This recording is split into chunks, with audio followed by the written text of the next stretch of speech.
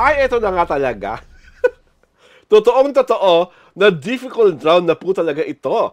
Ito si Alwin Ignacio, The Diva That You Love. Kasama ko ang aking kaibigang Bongga-Bongga. Glenn si Bongga. Ito po ang The Kitty Show, ang Tarayan at Halakian Showbiz Edition. Eto na nga.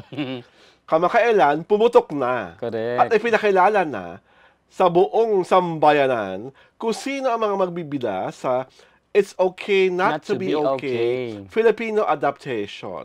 Ito po ay sina Ann Curtis. Sa role na, ang tanda ko, ang pangalan niya sa Filipino adaptation ay Anita. Si Joshua Garcia, na hindi ko po matatandaan ang kanyang pangalan. At si Carlo Aquino. Si Carlo Aquino. Si Carlo Aquino po yung parang gaganap na special brother. Yes. Na parang merong mental issues yung brother nitong si Joshua Garcia. Wala naman pong problema kasi talagang powerhouse casting, Yes, di ba? Ann Curtis, Joshua Garcia, tapos at may Carlo Cruz Aquino. Albier pa ang director, di ba? Tapos wala rin problema na talagang lahat sila mahuhusay umarte, mga award winners. At talagang wala kang tulak-kabiging pagdating niya sa pag-arte. Akin naloloko lang ng lahat. Ito na nga. Kasi po, sa original Korean drama, yung character na gagampanan ni Joshua Garcia at yung character na gagampanan ni Ann Curtis, supposedly po ay magkababata. Sabay silang lumalaki.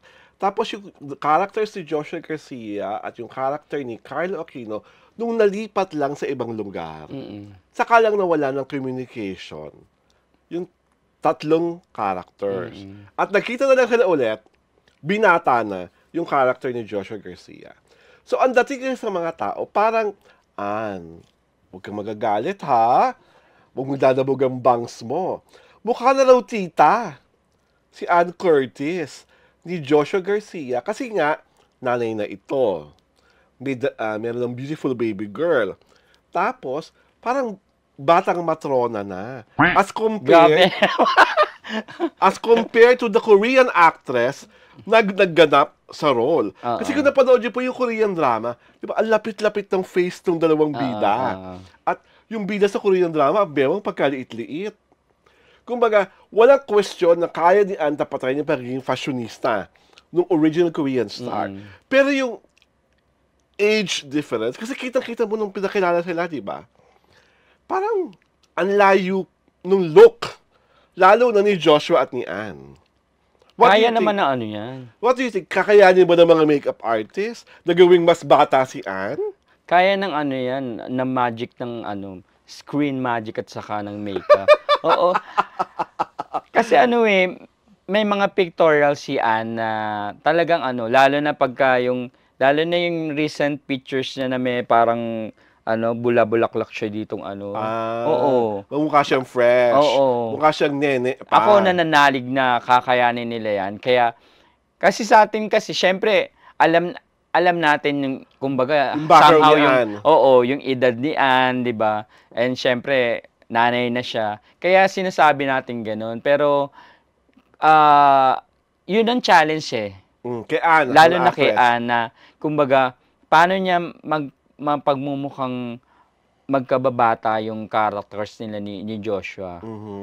Except lang kung magkakaroon ng tweak sa sa kwento. Sa kwento, 'di ba? Which is parang hindi pwede kasi bawal sa Korean yung ganun. Oo, 'di ba? Bawal ang mga tweak sa kanila. Oo, pwede yung additional Filipino additional Filipino culture pero yung ganun lang, pero yung basic, pero yung storyline parang as is where is yun. Oo, bawal na bawal sa kanila yun, bawal na bawal sa kanila. Saka alam ko po bago ma-adapt ang isang Korean drama, pati yung casting pinapa-approve sa original production. So, siguro kahit sila rin nananalig sa kakayahan ni Ann. Oo. Na kayang-kaya niyang gawin yung character nung gumagawa ng very dark fairy tales. Dark fairy tales kasi ginagawa niya, di ba? Kasi nga, may sapi yung babae sa original Korean drama, di ba? At kung ano-anong mga, kahit yung, alam mo, pinakamagandang role po dyan, yung role ni Carlo Aquino. Oo. Napakaganda ng pagkakasulat nun. Napakahusay ng Korean drama actor. Sa Korea, I know he won sa Baeksang as best supporting. Ako naman nananalig kay Carlo Aquino. Diyos ko. Oo. Diyos ko, Carlo pa ba? Bata pa lang yan. Ano na, napakagaling na. Mama ni Ricardo yung role na yun. Oo, actually. Kinakabahan pa nga ako kay Joshua. Kaya rin ni Joshua yun. Kasi iba yung character, di ba, ni Kim So-yoon sa It's Okay Not to Be Okay. Di ba, para siyang reluctant na hindi mo maintindihan, na very protective of his older brother na may sakit, pero at the same time, attracted siya dun sa babaeng maldita. Correct. Pero meron pala silang napakagandang dark past. Oo nga. Ayoko nang sabihin, ako na ini-spoil. Huwag kayong umarte, adaptation na nga lang to, no? Oo so, alam nga. nyo na yung mga nangyari. Correct. Lalong-lalo na si Ann Curtis. At saka pwede nyo naman panoorin yung si Ann Curtis, Korean niya sa press con, di ba? Isa to sa mga Korean drama. She rarely watches Korean dramas, but this was, kasi it was shown during the height of the pandemic, right? Isa raw to sa mga pinanood niya at sinubaybayan niya. At napaka-brilliant po ng writing nito. Correct. Ibang klase yung pagkakatahe. Hindi ka makakapaniwala na, ay, siya pala ang nagkagaling. Ay, ito pala hindi yung ganito. ang daming hindi mo akalain mangyayari.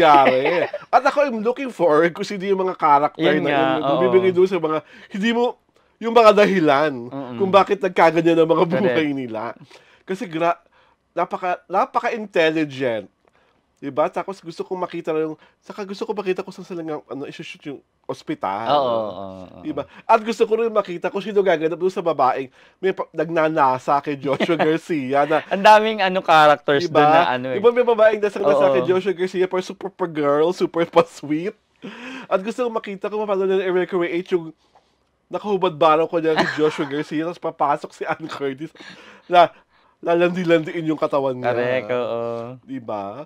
Kasi napaka-brave ng girl character, diba? Parang out of this world ang kanyang tapang. Correct, Yung pala, behind that tapang, is tapang-tapangan lang pala. Oo nga. Meron pala rin siyang dark history. Lahat sila actually, diba? Lahat ng tatlong major characters, It's Okay Not to Be Okay, may dark history. Correct. Kaya, interesting. Ako, I challenge wala akong problema kay Direk May Cruz. May Cruz. Magaling rin yun. Proven niya na rin. Proven and tested yun. Pero yung mga writer, diba? Kasi, sa What's Wrong, ang ganda-ganda na pagkaka-adapt diba? Sa kultura kaya nga natin. nag-hit din, diba? So, gusto kong makita kasi wala tayong ganitong drama Diba yung dark? Hindi lang undertones dark talaga dark talaga yung mga hugot nila. Grabehan ang dahilan kung bakit sila humuhugot na gano'n. Kaya alam mo kung bakit sa una nagre-resist yung character ni Joshua Garcia. Kasi yung dark test na nag-envelope lalo na sa kuya niya, di ba? Pag nangyayari yung anong season, nakailangan na naman nilang lumipat. Dahil nga, ito na naman, naalala na naman ng kanyang kuya ang tungkol sa paro-paro. May biglang mga memories at diba? May mga flashback na kahindik-hindik. At talaga yung mahiwagang paru-paro. Pag nalaman niya ang dahilan kung bakit ka mahiwagang paru-paro, ay, mamagsak talaga ang pangalan. Alam niyo po, panoorin niyo yung Korean drama. Para ma-i-compare niyo. Para ma-i-compare niyo. At saka para mag-guide kayo.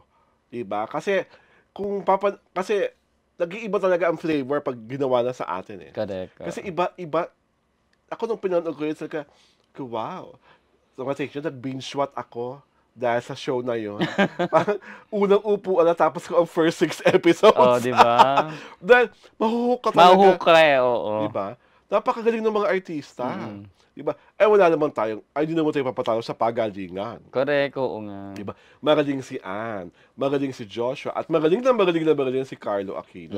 So, doon sa mga nagsasabing, tita-tita na, at batang metro na, ang dating ni Ann Curtis, hintayin nyo na lang ang kanyang beautiful transformation. Magulat na lang kayo. Magulat na lang tayo na makita na lang natin na maibabalik niya yung Ann Curtis tong TGIS days niya. O yung Ann Curtis tong Magic Kingdom. Over naman yung sa Magic Kingdom.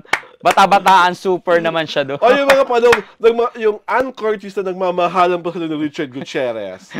Di ba? Sabi ko pa naman, si Chubby doon sa over naman sa bata yun. Kaya dapat yung Ann Curtis na nagmamahalan pa sila ng Richard Gutierrez. Yun ang edad di ba? Diba? O, napakagandang pag-usapan talaga ng it's okay not to be okay. Ngayon pa lang, congratulations kay Ann Yes. Curtis, kay Carlo Aquino, Nananalig ako. diba? At kay, of course, kay Joshua Garcia. Dahil dyan, inaanyayahan po namin kayo mag-subscribe sa aming YouTube channel, sa Diario Tirada. At syempre pa, kami inyong sundan sa aming Facebook channel para hindi kayo maiiskupan. Pinapalabas po ang The KT Show every Saturday and Sunday ng alas 4 ng hapon. Ito po si Alwin Ignacio, the diva that you love. Kasama ko ang kaibigang bonggang-bongga. Glenn C. Bongga. Ito po ang The KT Show, ang Tarian at Talakayan Showbiz Edition. Bye-bye. Happy weekend. Happy Saturday!